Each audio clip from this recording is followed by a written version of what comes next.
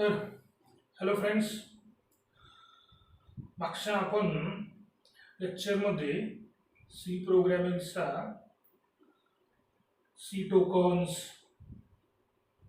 C टोकन्समध्ये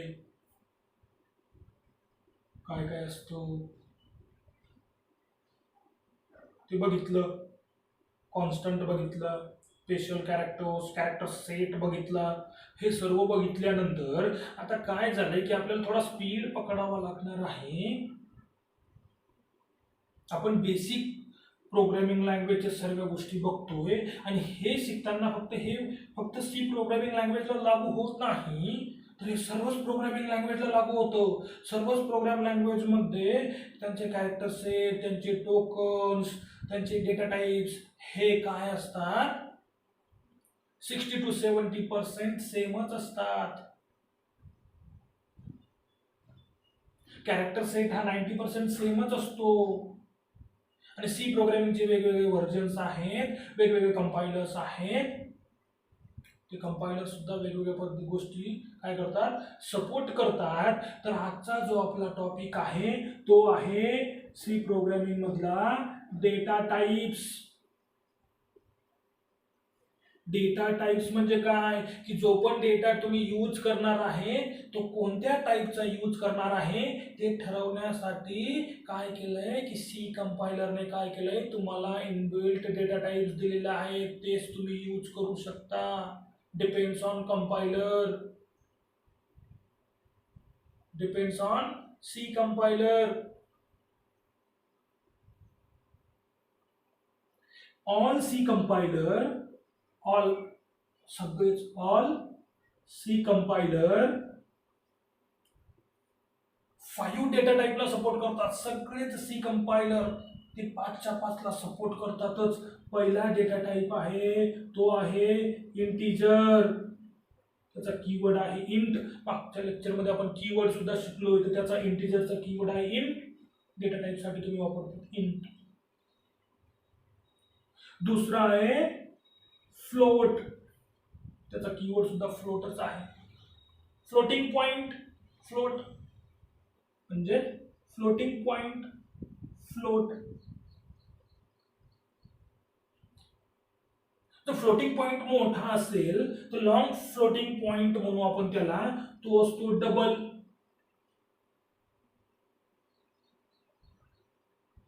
तो असतो double.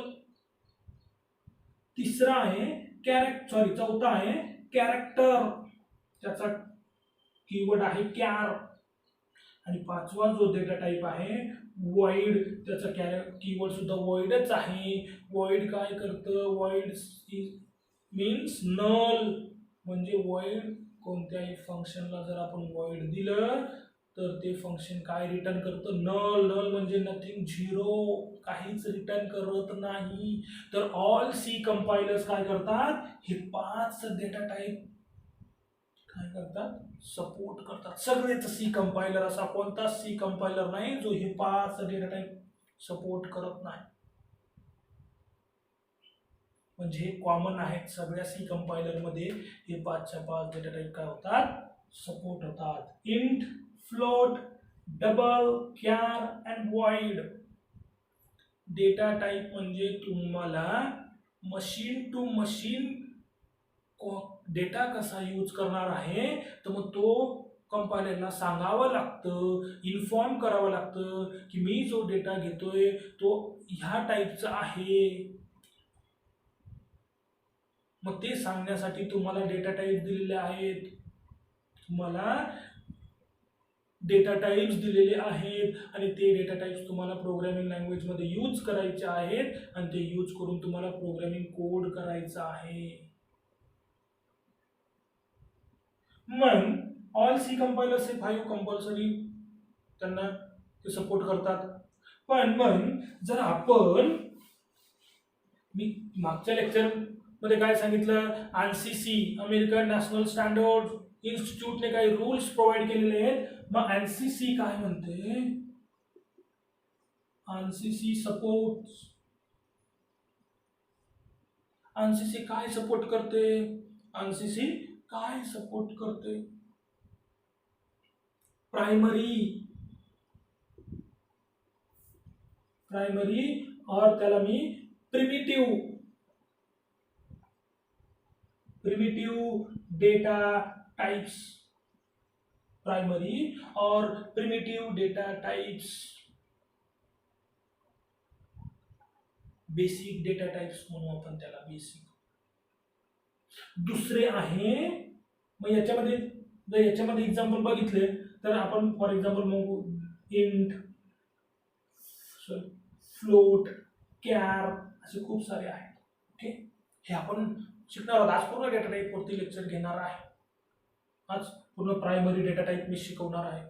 आज फक्त एवढंच होईल, प्रायमरी प्रिमिटिव्ह डेटा टाइप्स. तो दुसरा जो आहे एनसीसी सपोर्ट कोणाला करते, दुसरा कोणता डेटा टाइप आहे, derived data type.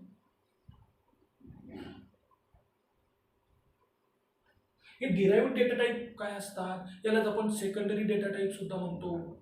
Derived data type म्हणजे काय, या प्रिमिटिव्ह डेटा टाइपचा यूज करून नवीन टाइपचा डेटा बनवणे. त्याच्यामध्ये कोण येतं, अरे, structure, link list, stack, queue, data structure using C. हे आपण शिकू, हे पण शिकू. सोपं आहे. डेटा स्ट्रक्चर युजिंग सी, जर तुम्हाला सी आली तर डेटा स्ट्रक्चर सोपं आहे. असं म्हणतात की लिंक लिस्ट खूप अवघड आहे, पण ऍक्च्युअल मध्ये ती नाही आहे. कसं ते पण बघू ना आपण. एवढी कुठं घाई आपल्याला, जाऊ हळूहळू बेसिक पासून जाऊ, अवघड शिकू, काय त्यात. तर सेकंड टाइप काय, डिराइव्ड डेटा टाइप आहे. आणि डिराइव्ड डेटा टाइप म्हणजे काय, अरे स्ट्रक्चर अजून खूप सारे आहेत. ते कोण सपोर्ट करतं, एनसीसी सपोर्ट करतं. आणि अजून एक आहे, तो आहे user define data types. User define data types याच्यामध्ये एक आहे टाइप डेफिनेशन. काय आहे,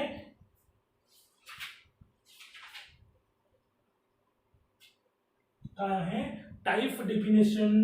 आणि दुसरा आहे enum, user define data type. म्हणजे ANSI American national standard input certify केलेली जी सी आहे, ती सी लँग्वेज कोणकोणत्या डेटा टाइपला सपोर्ट करते. तर प्रायमरी म्हणजे primitive data types, integer, float, character, long integer, double, हे सगळे. Derived data type, array, structure, link list, stack, queue, हे सगळे data types. User define, type definition, enum, हे सर्व डेटा टाइप्सला कोण सपोर्ट करतं, एनसीसी सपोर्ट करतं. तर आज आपण या तिघांपैकी पहिला जो आहे प्राइमरी और प्रिमिटिव्ह,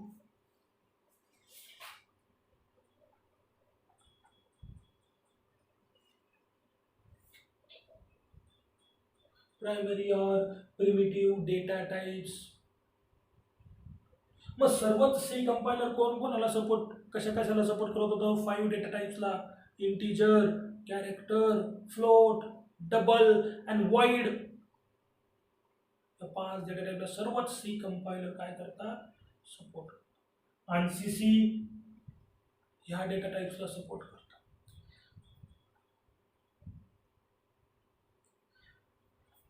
आणि अजून एक आहे C99. तर ती C99 जी आहे त्याच्यामध्ये ऍडव्हान्स जे बुल कॉम्प्लेक्स म्हणजे बुलियन आणि इमॅजिनरी. बुल कॉम्प्लेक्स, इमॅजिनरी ह्या सुद्धा डेटा टाइप्सला काय करतात, ते C99 सपोर्ट करतो. C99 हे सर्व कंपायलर्सचे वर्जन्स आहेत. कंपायलरने सपोर्ट केलं पाहिजे, कंपायलरने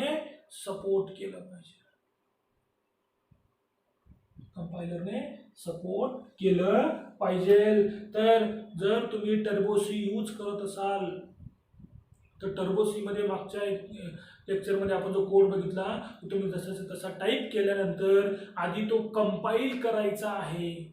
तुम्हाला ऑनलाईन प्लॅटफॉर्मवरती टर्बोसीचं ॲप्लिकेशन कुठेही भेटून जाईल.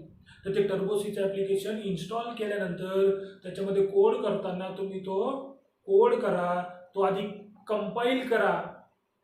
वरती मेनू बार दिलेला आहे, त्यामध्ये तुम्ही गेलात तर तिथं कंपाईल नावाचं ऑप्शन आहे, तिथून तुम्ही कंपाईल करा आणि नंतर त्याच्याच नेक्स्ट रन नावाचं ऑप्शन आहे, तिथून तुम्ही रन करा आणि तुम्हाला जे आउटपुट हवं असेल ते आउटपुट बघा. आउटपुट स्क्रीनवरती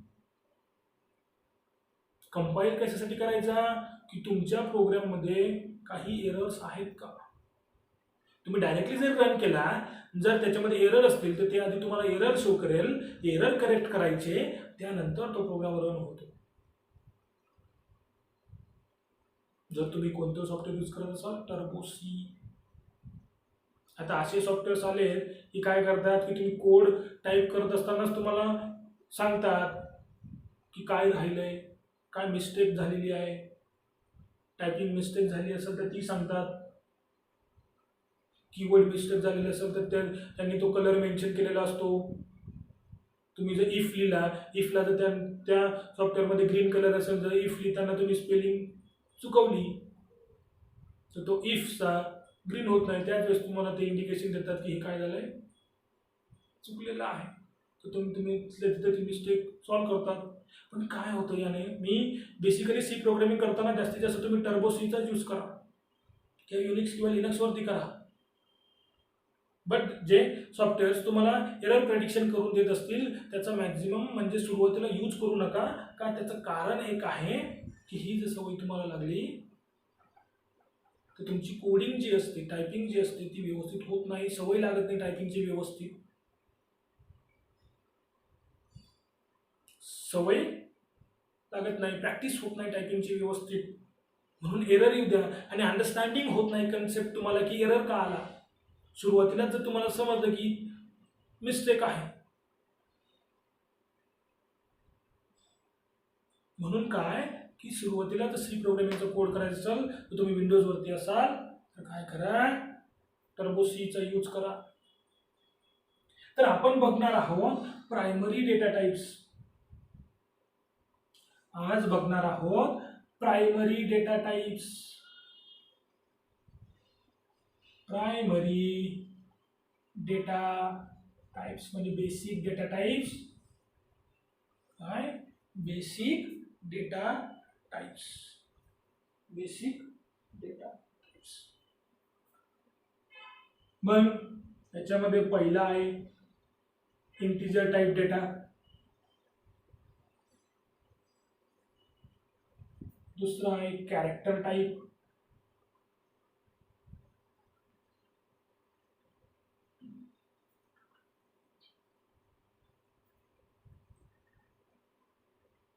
तीसरा आहे फ्लोटिंग पॉइंट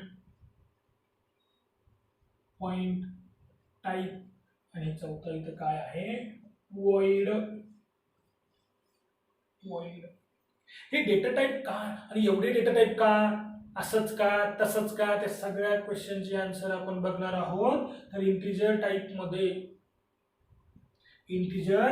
मध्ये दोन प्रकारचे डेटा असतात, साइन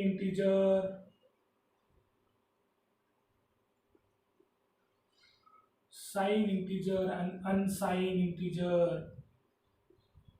आता तुम्ही 5वी पासून शिकता इंटिजर म्हणजे काय. इंटिजर मध्ये 0 पॉझिटिव्ह नंबर आणि निगेटिव्ह नंबर असतात. मग साइन इंटिजर म्हणजे काय आणि अनसाइन इंटिजर म्हणजे काय. साइन इंटिजर म्हणजे काय अँड अनसाइन इंटिजर म्हणजे काय. तर लक्षात ठेवा, काय लक्षात ठेवा, साइन म्हणजे ज्याच्यामध्ये निगेटिव्ह नंबर सुद्धा प्रेझेंट असतील. साइन म्हणजे ज्याच्यामध्ये निगेटिव्ह नंबर सुद्धा प्रेझेंट असतील. आणि अनसाइन म्हणजे ज्याच्यामध्ये फक्त पॉझिटिव्ह नंबर असतील. काय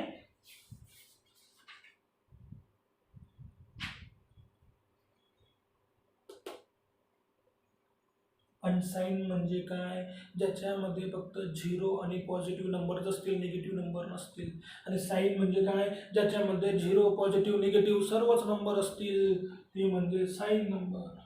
ते म्हणजे साईन नंबर.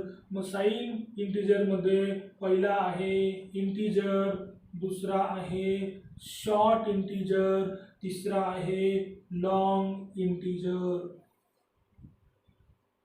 पहिला आहे इंटिजर, दुसरा आहे शॉर्ट इंटिजर, तिसरा आहे लॉंग इंटिजर. काय आहे तिसरा, काय आहे लॉंग इंटिजर. हे साइन झाले. सेम हेच इकडे काय आहे unsigned integer, unsigned short integer आणि unsigned long integer. Long integer मी फक्त कीवर्ड लिहितोय बरं का, कारण की डेटा टाइप मध्ये तुम्हाला फक्त कीवर्ड यूज करायचे. इंट अनसाइन हे सुद्धा लिहायचे तुम्हाला. अनसाइन, लॉंग, शॉर्ट. आता लॉंग शॉर्ट फक्त इंट हे काय ते पण सांगतो हा, ते पण सांगतो. आता कॅरेक्टर मध्ये सुद्धा पहिला आहे क्यार, दुसरा आहे साइन क्यार आणि तिसरा आहे अनसाइन क्यार. व्हॉइड म्हणजे नल, म्हणजे त्याला कोणतीच व्हॅल्यू जर नसते तर त्याला कोणता डेटा टाइप साइन अनसाइन काहीच नसतं. साइन अनसाइन काहीच नसतं. आणि हा इंटिजर टाइप झाला, हा कॅरेक्टर टाइप झाला, हा व्हॉइड झाला आणि हा फ्लोटिंग पॉइंट टाइप आहे. या फ्लोटिंग पॉइंट टाइप मध्ये 3 प्रकारचे डेटा टाइप आहेत. पहिला आहे float,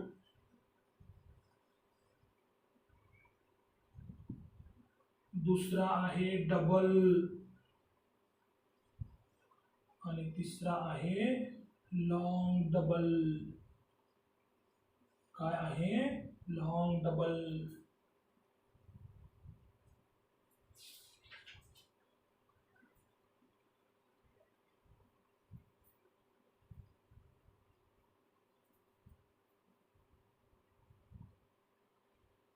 integer type, character type, void and floating point, float, double, long double. याच्यामध्ये काही साइन अनसाइन, साइन अनसाइन वगैरे नाहीये फ्लोटिंग पॉइंट मध्ये. मग आता मला सांगा की फ्लोटिंग पॉइंट मध्ये फ्लोट, डबल, लॉंग डबल एवढं का. त्याचं कारण आहे साईज. तुम्हाला एखादा नंबर त्याची साईज किती असेल ती स्टोअर करण्यासाठी, छोटा नंबर असेल तर छोटी साईज, मोठा नंबर असेल तर मोठी साईज. मग तुम्हाला साईज नुसार नंबर स्टोअर करावा लागतो, कंपायलरला सांगावं लागतं मॅक्झिमम माझ्या नंबरची मॅक्झिमम साईज काय असेल आणि तेवढ्याच मॅक्झिमम साईजचा नंबर तुम्ही त्या व्हेरिएबलमध्ये स्टोअर करू शकता. म्हणून वेगवेगळ्या प्रकारचे डेटा टाइप्स दिलेले आहेत, वेगवेगळे नंबर्स, वेगवेगळे म्हणजेच वेगवेगळे व्हेरिएबल्स यूज करत असताना, कॉन्स्टंट यूज करत असताना त्याची एक पर्टिक्युलर साईज असते. ती साईज घेण्यासाठी एवढे सगळे डेटा टाइप दिलेले आहेत. फॉर एक्झाम्पल हा जो इंटिजर आहे हा 2 बाईटचा आहे. हा जो इंटिजर आहे हा किती बाईटचा आहे 2 बाईटचा. तर लक्षात ठेवा 1 byte is equal to 8 bit. 1 byte म्हणजे 8 बीट, 8 बीट म्हणजे 1 बाईट. मग हा 2 बाईटचा आहे म्हणजे किती बीटचा झाला 16 बीटचा. हा 2 शॉर्ट म्हणजे याच्यापेक्षा छोटा म्हणजे हा 1 बाईटचा झाला. किती बाईटचा झाला 1 बाईटचा झाला. लॉंग म्हणजे याच्यापेक्षा, या इंट पेक्षा मोठा, क्या काय इंट पेक्षा मोठा म्हणजेच म्हणजेच किती 32 बीट म्हणजे 4 बाईटचा आहे हा. किती 4 बाईटचा आहे. सेम सेम सेम हेच 2 बाईट 1 बाईट आणि 4 बाईट. तो पॉझिटिव्ह नंबर असू द्या निगेटिव्ह नंबर म्हणजे साइन लॉग इंट असू द्या अनसाइन लॉग इंट असू द्या दोन्ही किती बाईटचे असणार आहेत 4 बाईटचे असणार आहेत. शॉर्ट इंटिजर साइन अनसाइन 1 बाईटचेच असतील आणि फक्त इंटिजर 2 बाईट आणि अनसाइन इंटिजर सुद्धा 2 बाईटचाच काय असणार आहे काय असणार आहे सर्व. हे सगळे काय यांची जी साईज आहे यांची रेंज पण आहे. यांची रेंज मी काय करतो हे झालं की तुम्हाला स्क्रीनवरती एक इमेज दिसेल त्यावरती सर्व त्याची डेटा टाईप त्याची साईज त्याची रेंज हे सर्व त्या इमेजमध्ये असेल. ते एकदा बघून घ्या. आता ते काय लक्षात ठेवायचं त्याचं रिझन काय आहे की काय की तुम्हाला डेटा यूज करताना सर्व गोष्टींचा मॅक्झिमम यूज करता आला पाहिजे. बरोबर. उगाच तुम्हाला एकच सिंगल डिजिट नंबर स्टोअर करायचा आहे आणि त्यासाठी तुम्ही लॉंग इंट घेणार. That is wrong coding. मी सरळ सरळ म्हणतो रॉंग कोडिंग आहे रॉंग मेथड ऑफ कोडिंग. बरोबर. तर तुम्हाला कोणता व्हेरिएबल किती डेटा स्टोरेज करणार आहे त्याच्यानुसार तुम्हाला डेटा टाईप काय करायचं सिलेक्ट करायचं आहे. कॅरेक्टरमध्ये हे सर्व 8 बीटचे आहेत म्हणजेच 1 बाईटचे आहेत. 8 बीटचे आहेत म्हणजे character sign character unsigned character सगळे 8 बीटचे म्हणजे 1 बाईटचे आहेत. वाईडला तर तो कोणती व्हॅल्यूज रिटर्न करत नाही फंक्शनमध्ये तर त्याला त्याची साईजच नाही आहे काही. आणि दुसरी गोष्ट फ्लोटिंग पॉईंटमध्ये हा जो दिला आहे हा 4 बाईटचा आहे हा 8 बाईटचा आहे आणि हा 16 नाही 10 बाईटचा आहे. 10 बाईटचा आहे. आणि बीटमध्ये जर बघितलं 8 4 जा 32 बीट 64 बीट आणि 80 बीट किती 32 64 आणि 80 bit float double long double. तर हे सर्व डेटा टाईप्स जे आहेत हे तुम्हाला काय करायचंय कोडिंग करत असताना केअरफुली यूज करायचा आहे. केअरफुली यूज करायचा आहे. मग हे सर्व तुम्हाला काय यूज करायचं.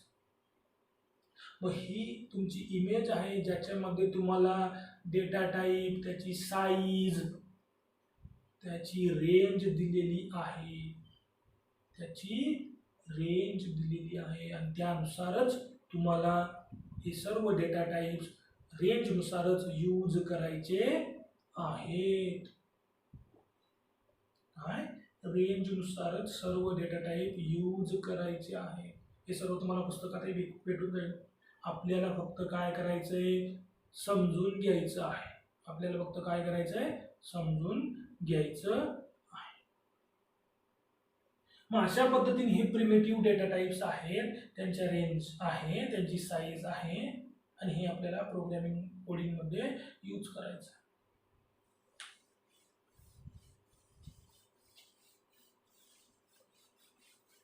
तर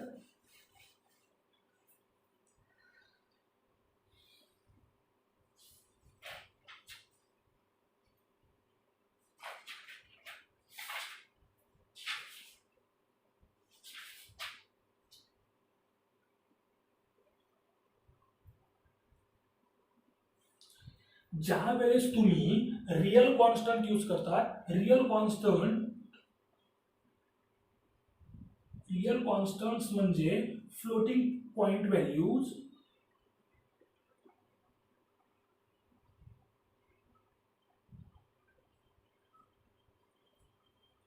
ज्यामध्ये फ्लोटिंग पॉइंट व्हॅल्यूज असतात आणि त्या व्हॅल्यूज तुम्ही कधीतरी अशा पद्धतीने बघतात 12 ई आणि -2. कारण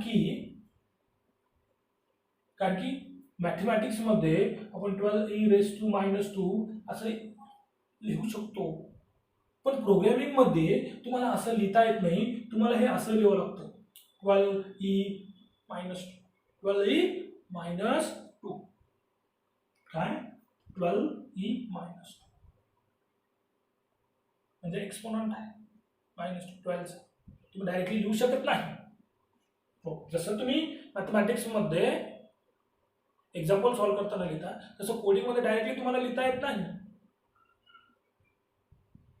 तर ते लिहित असताना ज्यावेळेस तुम्ही असं एक्सप्रेशन लिहिता त्यामध्ये ही जी पहिली टर्म असते त्याला म्हणतो आपण मॅन्टिसा, आणि हा ई नंतरचा जो भाग आहे त्याला म्हणतो आपण एक्सपोनंट. म्हणजे 12 चा एक्सपोनंट काय -2, 12 चा एक्सपोनंट काय -2. तर जो 12 आहे तो तुमचा काय असतो मॅन्टिसा असतो आणि -2 तुमचा काय असतो एक्सपोनंट असतो. काय असतो एक्सपोनंट असतो. फ्लोटिंग पॉइंट व्हॅल्यूज मध्ये रियल कॉन्स्टंट मध्ये यूज करत असताना जर असे नंबर्स असतील एक्सपोनंट वाले तर ते अशा पद्धतीने एक्सप्रेशन लिहायचं असतं. त्याच्यामध्ये जो लेफ्ट साइडचा पार्ट असतो तो मॅन्टिसा असतो, जो राईट साइडचा पार्ट असतो तो काय असतो एक्सपोनंट असतो. काय असतो एक्सपोनंट असतो. तर हे काय असतात हे सर्व डेटा टाइप्स मध्ये आपल्याला शिकायचं आहे. तर हे सर्व डेटा टाइप्स यूज करताना आता हे यूज कुठं करायचं,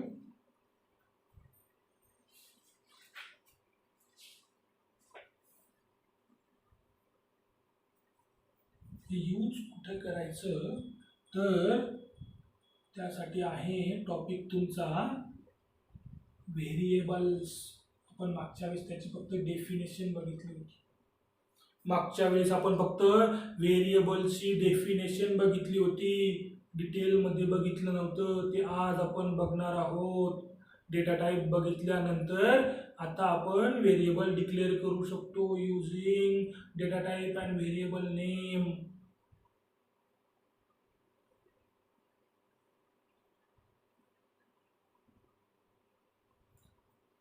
Variable, it is a name of data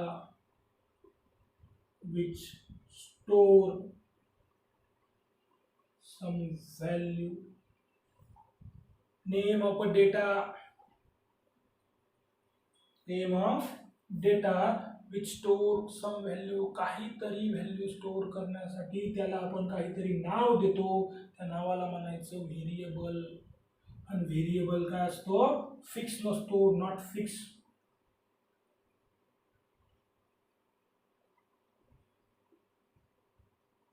value doesn't fix किंवा value not fix like constant. जशी कॉन्स्टंट मध्ये अनलाईक कॉन्स्टंट, जशी कॉन्स्टंट मध्ये व्हॅल्यू काय असते फिक्स असते. एकदा जर तुम्ही ती लिहिली आणि प्रोग्राम कंपाइलर रन केला तर एक्झिक्युशन टाइमला तुम्ही त्याची व्हॅल्यू चेंज करू शकत नाही. पण व्हेरिएबलची व्हॅल्यू फिक्स नसते. At the time of execution तुम्ही व्हेरिएबलची व्हॅल्यू चेंज करू शकता.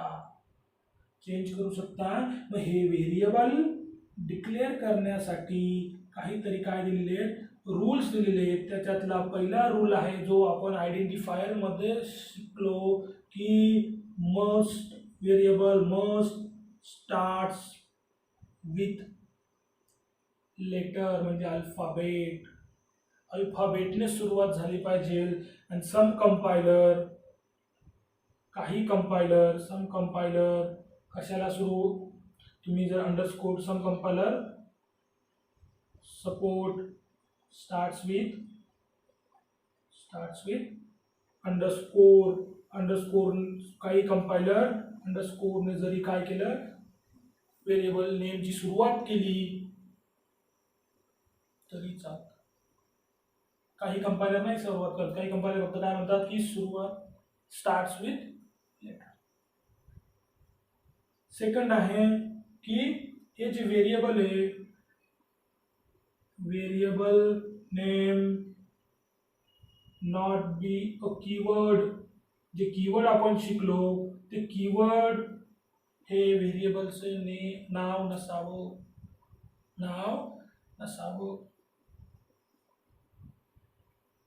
White spaces not allowed within variable name. Variable name मध्ये म्हणजे समजा मी इंट ABC असं जर व्हेरिएबल डिक्लेअर करतोय तर ABC याच्यामध्ये तुम्हाला कोणताही स्पेस देता येणार नाही. म्हणजे असं करू शकत नाही int A page B page C. हे रॉंग डिक्लेरेशन आहे व्हेरिएबलचं. म्हणजे तुम्ही व्हाईट स्पेसेस म्हणजे गॅप्स देऊ शकत नाही, ब्लँक स्पेसेस देऊ शकत नाही. Blank spaces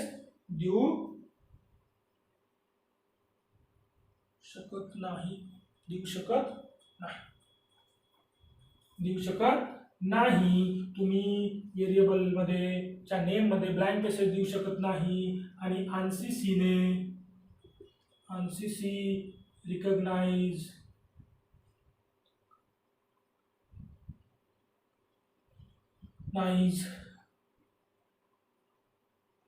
variable length up to 31 character.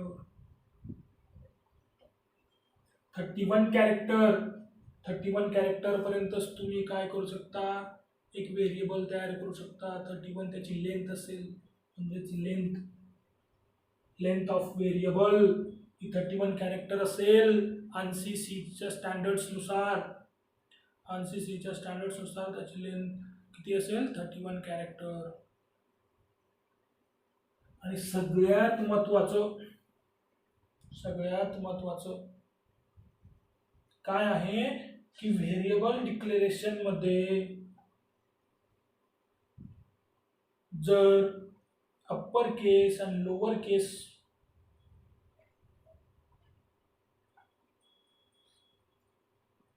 Same name in upper case and lower case are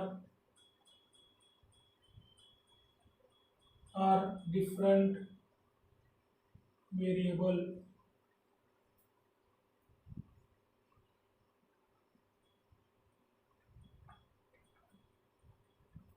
different variable किंवा त्याला आपण असं म्हणू शकतो की आर नॉट सेम व्हेरिएबल सारखेच नसतात. तर हे जर समजलं असतं तर हे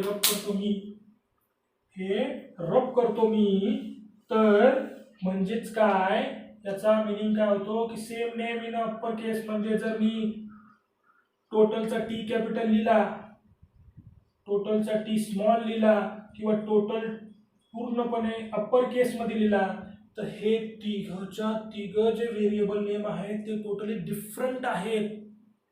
यांची स्टोरेज जी प्लेस असेल ती सुद्धा डिफरंट असेल, सेम नसणार. आर डिफरंट व्हेरिएबल म्हणून हे रूल्स तुम्हाला फॉलो करून कोडिंग करायची आहे. मग हे झाले त्याचे रूल्स आणि मिनिंग ऑफ व्हेरिएबल. तर व्हेरिएबलचं डिक्लेरेशन कसं करतो सो डिक्लेरेशन ऑफ व्हेरिएबल. तर डिक्लेरेशन करताना सगळ्यात आधी तुम्हाला डेटा टाईप लिहावा लागतो. डेटा टाईप आणि स्पेस देऊन variable name semicolon semicolon.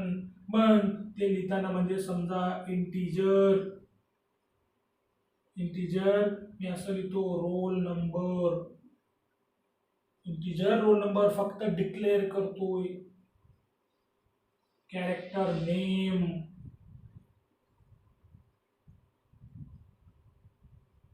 Float marks